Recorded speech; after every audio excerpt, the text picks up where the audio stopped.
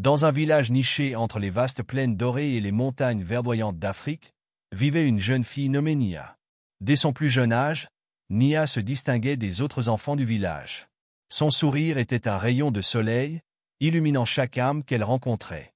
Sa gentillesse était inégalée, son cœur débordant d'une douceur sincère. Mais plus que tout, Nia était d'une beauté naturelle envoûtante. Ses yeux brillaient comme des étoiles dans la nuit, sa peau avait l'éclat du bois d'ébène poli, et sa longue chevelure noire, épaisse et soyeuse, flottait derrière elle comme une rivière d'ombre et de lumière. Pourtant, derrière cette image radieuse se cachait une histoire marquée par la douleur et la solitude. Sa mère, une femme douce et aimante, était morte lorsqu'elle n'était qu'une enfant. Le chagrin de cette perte pesait lourdement sur son cœur, mais son père, un homme bon et protecteur nommé Baba Komo, l'aimait de tout son être. Il veillait sur elle avec tendresse, l'élevant avec sagesse et patience. Malgré l'absence de sa mère, Nia grandit entourée d'amour et de bienveillance. Mais la vie a une façon cruelle de changer les destins. Lorsque Nia eut 10 ans, Baba Komo se remaria avec une femme nommée Sefu. Au début, la fillette espérait que cette femme deviendrait la figure maternelle qui lui manquait tant. Elle rêvait d'une femme qui la bercerait dans ses bras, lui raconterait des histoires le soir et l'aimerait comme sa propre fille. Mais très vite, elle comprit que ses espoirs étaient vains. Dès les premiers jours, Sefu montra un visage froid et distant envers Nia. Elle n'avait ni sourire ni regard tendre pour elle. Au contraire, un feu de jalousie brûlait dans ses yeux chaque fois qu'elle posait le regard sur la fillette.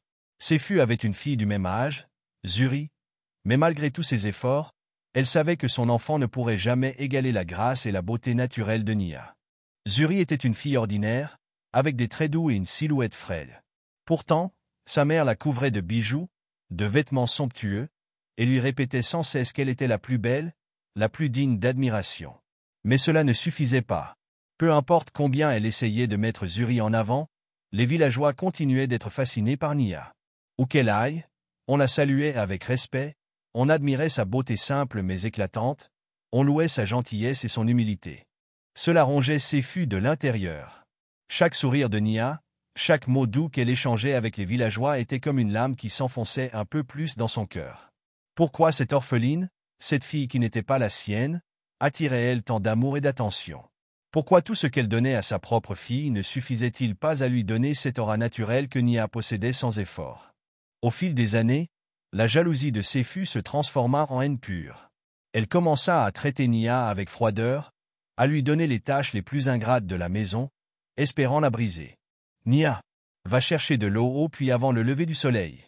Nia, lave tous les vêtements de la maison et frotte-les jusqu'à ce qu'ils brillent. Nia, tu ne mangeras qu'après que Zuri ait fini son repas. Nia obéissait sans jamais se plaindre. Son père, Baba Komo, essayait tant bien que mal de protéger sa fille, mais il vieillissait et sa santé déclinait. Sefu profitait de cette faiblesse pour exercer son pouvoir sur Nia en toute impunité. Mais malgré tout, Nia ne se laissait pas abattre. Elle gardait la tête haute, continuait de sourire, et trouvait toujours un moment dans sa journée pour faire quelque chose de bien pour quelqu'un d'autre. Elle aidait les enfants du village à tresser des paniers, racontait des histoires aux plus jeunes, et chantait en lavant le linge, rendant les journées plus lumineuses par sa simple présence. Plus Nia restait forte, plus la haine de Sefu grandissait. Elle ne comprenait pas comment cette fille, traitée comme une servante, pouvait encore avoir l'air si heureuse. Un jour, une nouvelle excitante parcourut tout le village. Un messager du roi annonça qu'un grand bal royal serait organisé dans la capitale, une soirée où toutes les jeunes filles du royaume étaient invitées. Ce bal n'était pas un simple événement, il était organisé pour permettre au prince héritier de choisir sa future épouse. Les jeunes filles du village ne parlaient plus que de cela. Toutes rêvaient de se rendre au palais, de porter leurs plus beaux vêtements et d'attirer l'attention du prince. Lorsque Nia entendit la nouvelle, son cœur s'emballa. Pour la première fois de sa vie, elle permit à son esprit de rêver. Et si elle pouvait y aller? Et si, juste une nuit, elle pouvait échapper à la cruauté de Sefu? Et si elle pouvait danser librement, oublier les tâches ménagères et se sentir comme une fille normale? Mais ce rêve, Sefu ne comptait pas le laisser devenir réalité. Le jour où Nia exprima timidement son envie d'aller au bal, Sefu éclata d'un rire moqueur. « Toi, au bal royal? Tu crois vraiment que quelqu'un comme toi a sa place là-bas? » Nia baissa les yeux, mais rassembla son courage. Le messager a dit que toutes les jeunes filles du royaume sont invitées. Séphu claqua la langue et secoua la tête avec mépris. Voyons voir. Le prince choisirait-il une fille qui sent la lessive et la poussière? Une fille qui passe ses journées à frotter les sols? Elle s'approcha de Nia, la toisant de haut en bas. Tu ne seras jamais qu'une servante. Rêve tant que tu veux, mais tu ne mettras jamais un pied dans ce palais. Nia sentit son cœur se serrer, mais elle ne laissa pas les paroles de sa belle-mère l'abattre. Je trouverai un moyen. Séphu plissa les yeux, sentant la détermination dans la voix de la jeune fille. Une rage froide l'envahit. Elle ne pouvait pas laisser cela arriver. Dès cet instant, Séphu fit le serment d'empêcher Nia de réaliser son rêve. Elle ignorait encore jusqu'où elle irait, mais une chose était certaine, elle ferait tout pour briser cette fille qu'elle enviait tant. Le lendemain de l'annonce du bal royal, le village tout entier était en effervescence. Les jeunes filles et leurs mères s'affairaient à préparer leurs plus belles tenues, certaines confectionnaient de nouvelles robes tandis que d'autres cherchaient des bijoux et des accessoires pour se démarquer. L'excitation était palpable, et partout, on parlait de qui aurait la chance d'attirer le regard du prince. Nia, elle, gardait son rêve en secret, du moins autant qu'elle le pouvait. Elle savait que si elle voulait avoir une chance d'y aller, elle devait agir avec prudence. Séphu veillait au grain, guettant le moindre signe de bonheur chez elle pour mieux le lui arracher. Mais la jeune fille ne pouvait cacher son espoir éternellement. Un après-midi, alors qu'elle avait des étoffes près de la rivière, son amie Akina, une fille du village, s'assit près d'elle et l'observa un moment avant de dire « Toi aussi, tu veux y aller, n'est-ce pas ?» Nia sursauta légèrement, ses mains serrant le tissu humide entre ses doigts. « Je ne sais pas, Akina. Ce serait un rêve, mais je n'ai ni robe, ni moyen d'y aller. » Akina sourit, un éclat malicieux dans les yeux. « Tu es la plus belle fille du village, Nia. Si quelqu'un mérite d'être au bal, c'est bien toi. Et puis, on pourrait t'aider. Maman s'est tressée de belles coiffures et ma sœur pourrait te prêter l'un de ses pagnes. » L'idée réchauffa le cœur de Nia, mais son sourire s'effaça presque aussitôt. Séphu ne pourra jamais cela. Et en effet, ce soir-là, alors que les flammes du foyer crépitaient doucement dans la case familiale, Nia fit l'erreur de parler du bal à haute. Elle était en train de pincer du linge lorsque Séphu, assis sur un tabouret en bois, releva parfois la tête. « Tu veux aller au bal royal » murmura-t-elle d'un ton dangereux. Nia sentit un frisson parcourir son dos, mais elle se força à répondre calmement. Le roi a invité toutes les jeunes filles du royaume. Un silence tendu s'abattit dans la pièce. Puis, un éclat de rire cruel jaillit de la gorge de Séphu. Le roi a peut-être invité tout le monde, mais cela ne signifie pas que tout le monde a sa place là-bas. Zuri, qui se trouvait dans une pièce, ajouta avec un sourire moqueur. « Tu comptes y aller en haillons, avec des mains pleines de cicatrices à force de frotter le sol ?» Les paroles de sa belle-sœur piquent Nia, mais elle reste droite, refusant de se laisser abattre. « J'irai. » Séphu plisse les yeux. « Très bien. » Nia ne se doutait pas que cette simple affirmation allait déclencher le véritable cauchemar que sa belle-mère lui réservait.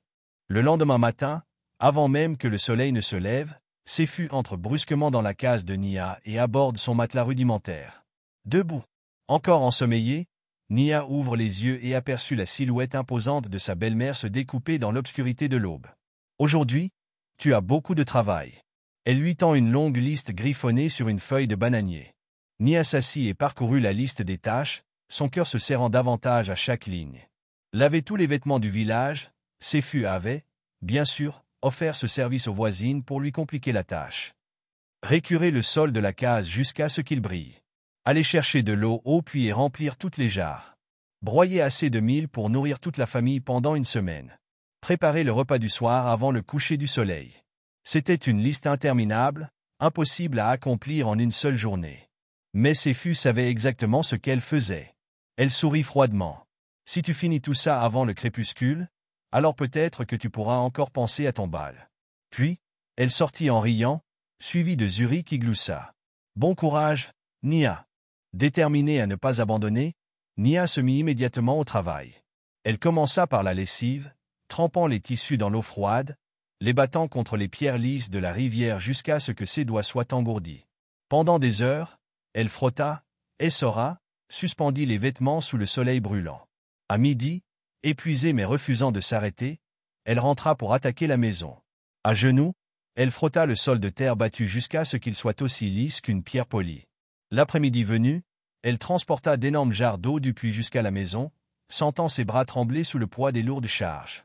Mais plus elle avançait, plus la fatigue pesait sur elle. Ses muscles brûlaient, ses genoux tremblaient, sa tête tournait sous la chaleur implacable. Pourtant, elle ne s'arrête pas. Lorsqu'elle termina la dernière tâche, la préparation du repas, le soleil commençait à disparaître derrière l'horizon.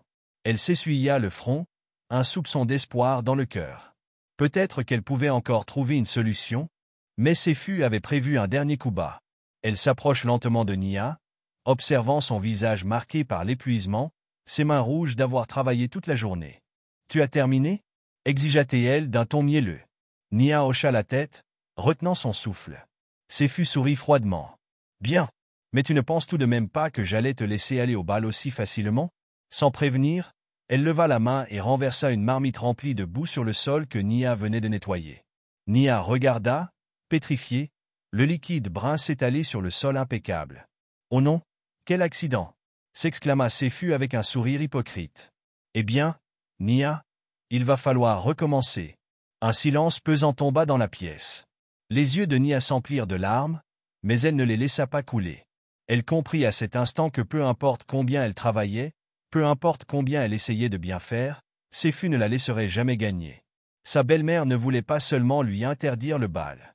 Elle voulait l'écraser, l'humilier, lui faire perdre tout espoir. Mais dans le cœur de Nia, une étincelle de révolte venait de naître. Elle ne laisserait pas Séfu lui voler son rêve.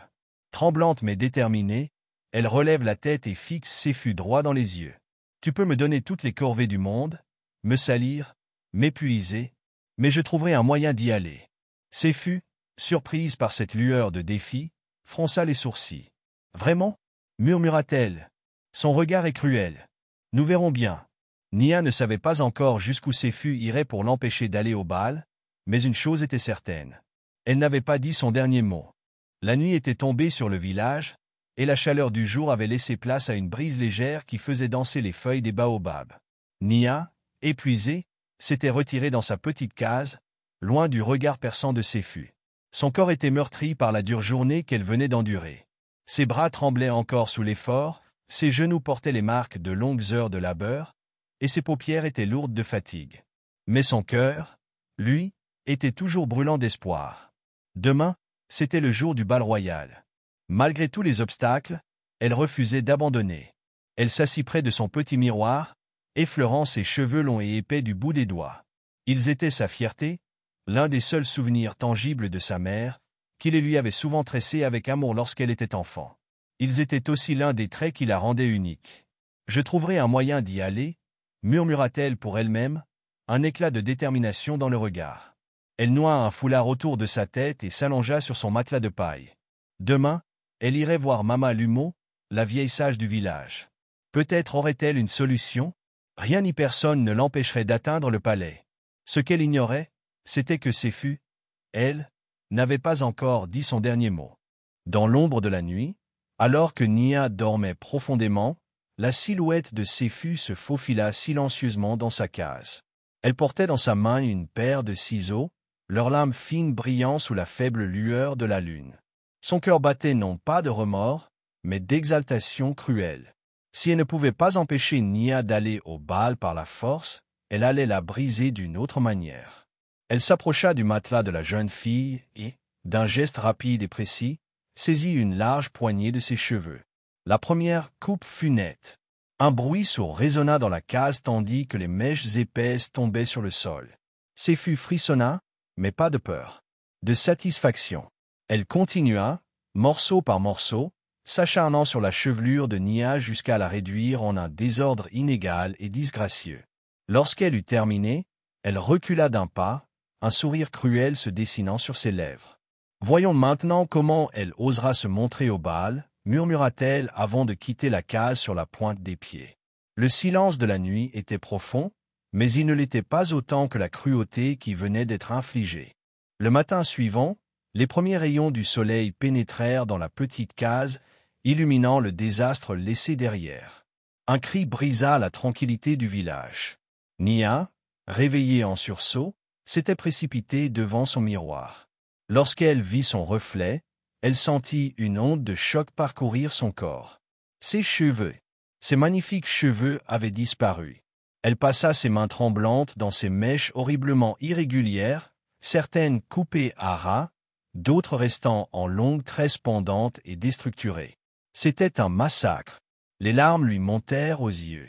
Elle secoua la tête frénétiquement, comme si ce cauchemar allait disparaître par magie. Non, non, non, non. Derrière elle, Séfu apparut dans l'encadrement de la porte, un sourire de satisfaction sur le visage. « Qu'y a-t-il, ma chère ?» demanda-t-elle d'un ton fin d'innocence. « Tu n'aimes pas ta nouvelle coupe ?» Zuri, qui se tenait à côté d'elle, éclata d'un rire moqueur. « Peut-être que maintenant, le prince se détournera de toi avant même de te regarder. » Nia sentit une vague de douleur et de trahison l'envahir. Pourquoi? Pourquoi autant de cruauté? Elle se tourna vers Séfu, les yeux remplis de colère et de tristesse. « Pourquoi fais-tu ça ?» souffla-t-elle d'une voix brisée. Séfu haussa les épaules, toujours souriante. « Parce que tu devais apprendre ta place. Tu pensais pouvoir défier ma volonté? Eh bien, regarde-toi maintenant. Plus personne ne t'admirera. » Ces paroles tombèrent sur Nia comme une pluie de cendres. Séfu voulait lui enlever plus qu'une simple chance d'aller au bal. Elle voulait lui enlever sa fierté. Nia resta enfermée dans sa case pendant de longues minutes, paralysée par le choc. Mais elle refusait de rester une victime. Elle se leva brusquement, essuyant les larmes sur ses joues. Elle ne pouvait pas réparer ce qui avait été fait, mais elle pouvait encore se battre. Elle attrapa un foulard et quitta la maison en courant, ignorant les rires de Zuri et le regard satisfait de Séfu. Il lui restait une solution, Mama Lumo. La vieille sage vivait, au bout du village, dans une case entourée d'herbes médicinales et de poteries. Lorsqu'elle vit Nia arriver, le visage ravagé par la douleur, elle n'eut pas besoin de poser de questions. « Entre, mon enfant, » dit-elle doucement. Nia se laissa tomber sur un tabouret, tremblante. « Mama Lumo, » murmura-t-elle. « Je ne peux plus me montrer. Ils vont tous rire de moi. » La vieille femme l'observa en silence, puis posa une main douce sur son épaule. « Dis-moi, Nia, ta beauté réside-t-elle uniquement dans tes cheveux ?» La jeune fille releva la tête, troublée. « Je ne sais pas. » Mama Lumo lui sourit avec sagesse. « Ta beauté est dans la manière dont tu marches, dont tu souris, dont tu aides les autres.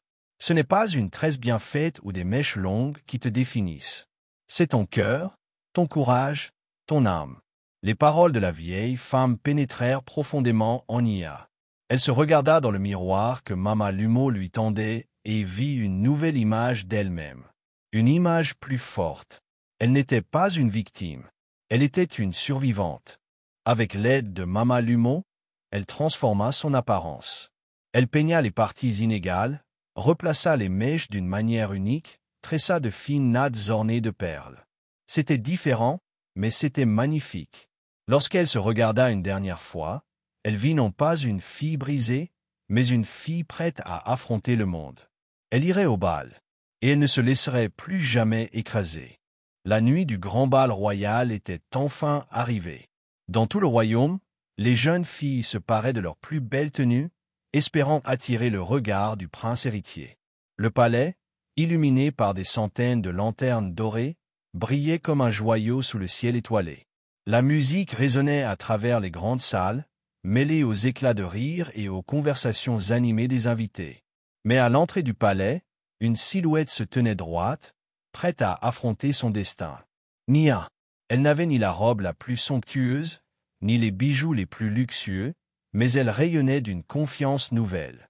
Son pagne fluide, d'un bleu profond, épousait sa silhouette avec grâce, et ses cheveux courts, ornés de perles et de délicates tresses, attiraient tous les regards. Alors qu'elle s'apprêtait à entrer, des murmures s'élevèrent autour d'elle. Qui est-elle? Regarde ses cheveux, c'est étrange. Aucune fille n'a jamais osé venir au bal avec une coupe si courte. Mais Nia ne baissa pas les yeux. Elle marcha avec dignité, le dos droit, la tête haute. Et c'est alors qu'elle senta un regard perçant se poser sur elle. Perché en haut des marches du palais, le prince Jabari observait la foule avec ennui. Il avait rencontré d'innombrables jeunes filles ce soir-là, toutes vêtues de robes extravagantes, coiffées avec soin, parlant avec la voix douce et étudiée de celles qui cherchaient à plaire. Mais aucune ne l'avait captivé. jusqu'à ce qu'il la voie. Nia se démarquait non par l'éclat de ses bijoux ou la richesse de ses tissus, mais par la force qu'elle dégageait. Il y avait quelque chose dans son regard. Une détermination farouche, une lueur de courage que les autres n'avaient pas. Il ne réfléchit pas plus longtemps. Descendant les marches avec assurance, il fendit la foule et s'arrêta droit devant elle. Un silence tomba dans la salle. Toutes les jeunes filles, qui espéraient en attirer son attention, le regardèrent avec stupeur. « M'accorderiez-vous cette danse » demanda-t-il, tendant une main vers Nia. Le cœur de Nia battait à tout rompre.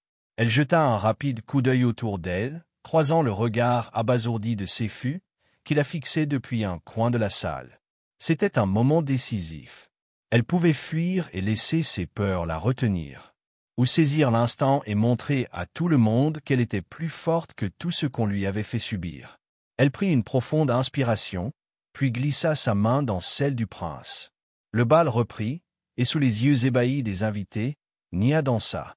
Elle se déplaçait avec grâce, son pagne flottant autour d'elle comme une vague, ses perles scintillant sous les lumières dorées du palais. Elle n'était plus la servante méprisée, la fille qu'on voulait écraser. Elle était une reine en devenir. Alors que la musique s'intensifiait, les murmures de moquerie qu'il avait accueillis à son arrivée se transformèrent en admiration. Regardez comme elle est élégante. Elle a une prestance incroyable. Même avec les cheveux courts, elle est magnifique. Et au sommet des escaliers, le roi et la reine observaient avec un intérêt grandissant. Lorsque la musique s'arrêta, un silence presque sacré s'abattit sur la salle. Tous les regards étaient tournés vers le prince Jabari, qui tenait toujours la main de Nia dans la sienne. Puis, il fit quelque chose d'incroyable. Il se tourna vers la foule et déclara « Ce soir, j'ai rencontré beaucoup de jeunes filles charmantes. Mais une seule a su capturer mon attention, non par son apparence, mais par sa force et son courage. » Il se tourna de nouveau vers Nia, un sourire sincère aux lèvres. « Nia, veux-tu devenir ma femme ?» La salle explosa de surprise et de stupeur. Des jeunes filles laissèrent échapper des exclamations choquées. Des mères murmurèrent entre elles. Et dans un coin, Séfu devint livide. Elle avait tout fait pour briser Nia. Et pourtant, elle était en train de la regarder devenir la future reine. La victoire de Nia. Nia sentit une vague d'émotion l'envahir. Toute sa vie, elle avait été rabaissée, piétinée, privée de bonheur. Mais ce soir, elle était enfin libre. Elle leva les yeux vers le prince, son cœur débordant de gratitude et de force. « Oui, je le veux. » Un tonnerre d'applaudissements retentit dans la salle. Des femmes pleuraient d'émotion, des hommes hochaient la tête avec respect. Et Séfu resta figée, impuissante. Elle avait tout perdu. Nia ne se retourna pas vers elle. Elle n'en avait plus besoin. Son passé ne la définissait plus. Elle avançait vers un avenir radieux. Les jours passèrent, et la nouvelle du destin extraordinaire de Nia se répandit dans tout le royaume. Son histoire devint une légende, racontée aux jeunes filles pour leur apprendre que la vraie beauté ne résidait pas dans l'apparence, mais dans la force intérieure. Les mères enseignèrent à leurs filles qu'on ne devait jamais laisser la cruauté des autres définir qui l'on est. Et plus jamais une femme ne fut jugée par la longueur de ses cheveux. Et toi, l'histoire de Nia t'a inspiré? Alors n'oublie pas. Laisse un commentaire pour me dire ce que tu as appris de cette histoire. Quelle a été ta partie préférée? Like la vidéo si tu as aimé cette histoire et veux voir d'autres récits inspirants. Partage avec tes amis pour que cette leçon de courage et de confiance en soi touche le plus de monde possible. Abonne-toi et active la cloche pour ne pas manquer mes prochaines histoires captivantes. Parce que chacun mérite d'écrire sa propre légende. Rappelle-toi, ta vraie force réside en toi. Merci d'avoir suivi l'histoire de Nia. À bientôt pour une nouvelle aventure.